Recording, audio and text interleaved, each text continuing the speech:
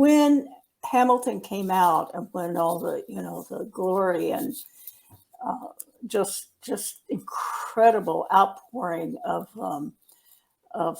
popularity of that, I think there's never been anything like it on Broadway, and it's still going strong.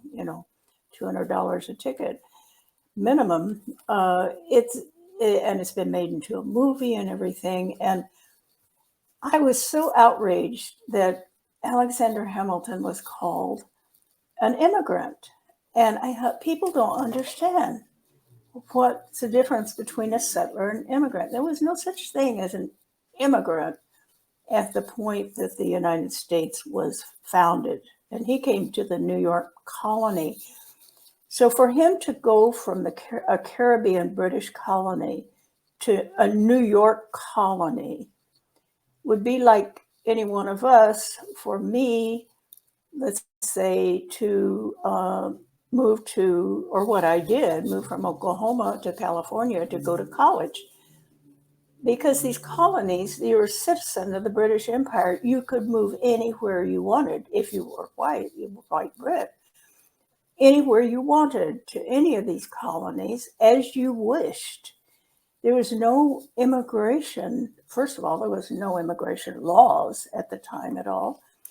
And they didn't really let anyone in who wasn't, who wanted to come even, who wasn't Scotch, Irish, or Anglo and wanted to try to be a slave owner, make a lot of money. So there was no one was breaking down the doors to come to the new United States. But he came to the colony, and to go to Columbia University, and some very wealthy, he was an orphan. He had been orphaned by his parents died. A lot of people died in the Caribbean. I mean, they died quite a lot, from diseases. So it wasn't unusual. But he was taken in by, a wealthy person trained in accounting, and then sent to his way paid and his tuition paid at Columbia University. And so that is not immigration, and the twisting of it, and the fact that Lin-Manuel himself is a colonized person in Puerto Rico. It's a colony of the United States. He calls himself an immigrant because he moved from the colony of Puerto Rico to the United States. But Puerto Ricans have been citizens of the United States since 1913. So it's people take this as real history. There are, he provided funds for textbooks, for lesson studies. He brought high school and junior high and elementary students free, to his shows all over the country. And it's now burnt into the curriculum that this is the history that children are getting today. Yeah. That, I mean, it's certainly troubling, but I think your book provides a really good antidote to what, in my estimation, is propaganda. I mean, it is all about revising history in a way that I mean, also, maybe you have a minute left. If you could talk about multiculturalism and diversity, because we talk about this in our book, and I feel like it all has to do, it all comes from kind of the same place, this kind of like rehabilitation of the empire, of colonialism, to erase history and also erase the reality that indigenous people are going through, oppressed people working. I feel like there's an erasure going on with these narratives, and it's on the liberal side of things. Because could you speak to that as your closing thoughts before we go?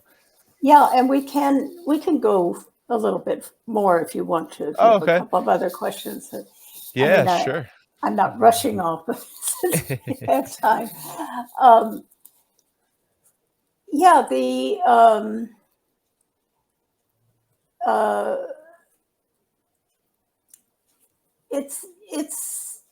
it's really multiculturalism it's really problematic. It was a democratic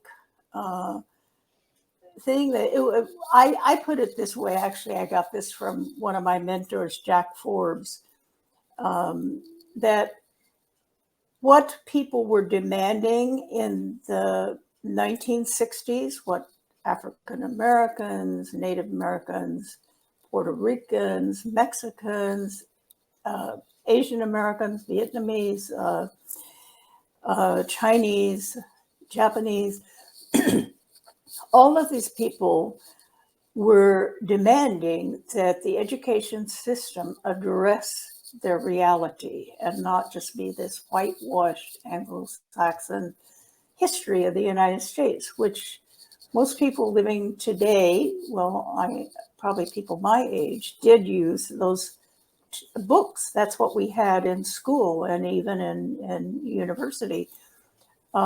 Pretty much, just that story. And history was taught mainly as patriotism, civics. And it was even, Arthur Schlesinger Jr., who was one of the most important influences, a Harvard professor, on how history got taught. He said it should be taught as civics, how to be patriotic, even at the university level. So this is then, the Black freedom movement and all these movements that came in the 1960s, the anti-war movement, anti-colonial movement, being Cuba's independence had a big effect on those of us who were coming of age, and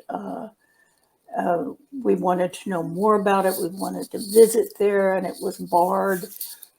So these exciting things, plus especially the Vietnamese resistance, politicized and informed so many of us. We really learned. And then, of course, the Black freedom movement is teaching us about racism, how it works, how Africa is demonized. This was when the colonial movements of liberation movements were going on in Africa, and we all were very excited about Angola and, of course, the anti-apartheid in South Africa. And so it was really there were no boundaries that could be built with television, even if it was slanted.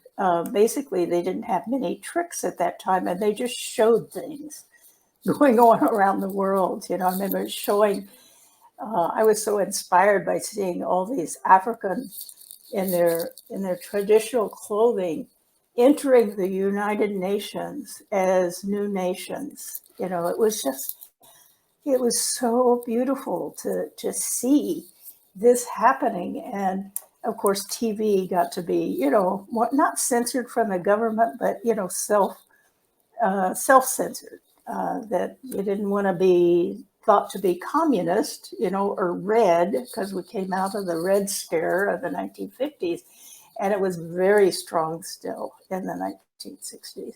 But some of us would just say, well, hell, if that's so bad and you're so doing such horrible things, I think I'd rather be communist. So we just, we refuse to be baited by it, like the generation before us, who were terrified. I mean, they lost their jobs. They were forced out of the country, even, tenured professors. So of course they were terrified, but their children were not so so afraid. So that was such a liberating time. And the way Jack Forbes put it is that we were all demanding an anti-colonial revolution in this country, that this is a colonizing country itself. And that we had this kind of rainbow idea, the Rainbow Coalition, that, well, Jesse Jackson, popularized it, but it existed earlier on in the late 60s, and this came out of Chicago. the Black Panthers, the American Indian movement, the Chicano movement, the Brown Berets, the Puerto Rican Young Lords. So yes, they were each specific, but learning from each other and respecting each other's reality, but also as a unit, as a people. And what the system did, the educational system, I think this was very troubling to, the white professors. They could kind of see down the line that, they were going to become maybe a minority or certainly not an overwhelming majority. And these people were going to college, they're going to university. And so they introduced this idea of multiculturalism as rather than anti-colonialism. They stripped it out and kind of successfully in some ways created these sort of tubes of identity politics. I mean, the identity was there, but it was also interwoven, and that it got broken down into a kind of, and especially at the university level by, Black studies. And I know I was very excited about ethnic studies. I mean, it came to be called that, the sort of anti-colonial. But I came out of that, radicalism, and then, went back and finished my PhD that I had abandoned to be a full-time activist. And I was very excited about building that. But the one we built at, a little state university here in California that I was a part of, we built it on the basis of a unit of all of us. We had our separate courses, but we also had half of our courses were inclusive of and were anti-colonial. But as time went on and as funding developed, for these things, and radicalism was sort of, especially at the end of the Vietnam War, which had brought so many people into this movement opposing it and learning as they came in about all these other issues around the world, about Palestine and everything. So it started, it really got distorted. I think our little program continued pretty well on the path, but most of them became very specific and then in competition with each other for funding, for recruitment and getting enough students and so forth. So multiculturalism then became books came out where Native Americans were always put as the first immigrants, coming over the Bering Straits 20,000 years ago. And that was only some of them. They left out the ones going crisscrossing the Pacific, Right. So it was a kind of, I mean, it still is really. We haven't really gotten back to. I think we have in the last few years, really led by, Black people certainly identified with Africa and brought African studies in. And Native people brought, indigenous studies in from, the rest of the Americas and the Pacific, Hawaiian, Samoan Islanders.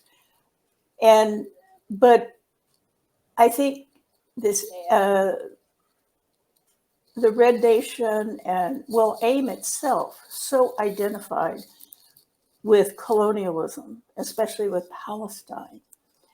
And it was so much alike that I think they really led the move toward decolonization rather than multiculturalism. But it's still sort of the edge, not the, the main course of multiculturalism still holds a kind of strong, that was like Lin-Manuel. That was multiculturalism. Mm-hmm. On the big scale,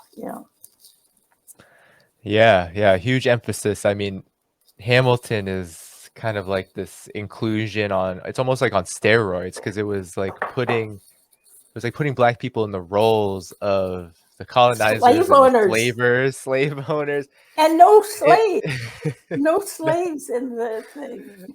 and then a lot of like I mean, we don't even have to get into the pop culture critique of like pop music, rap music, trying to put them all together. Like there was all sorts of weird, strange attempts to pander to basically everyone they could who would consume such a thing. But it was effective, and I think your book is important because it counters your work on this is very important. And Ishmael Reed, who has a great critique of this as well. Very few voices though speaking up about especially this issue of multiculturalism, diversity, because it becomes very sensitive in the absence of those movements that you spoke about, right? In the absence of a real strong anti-colonial movement like what existed just two or so generations ago.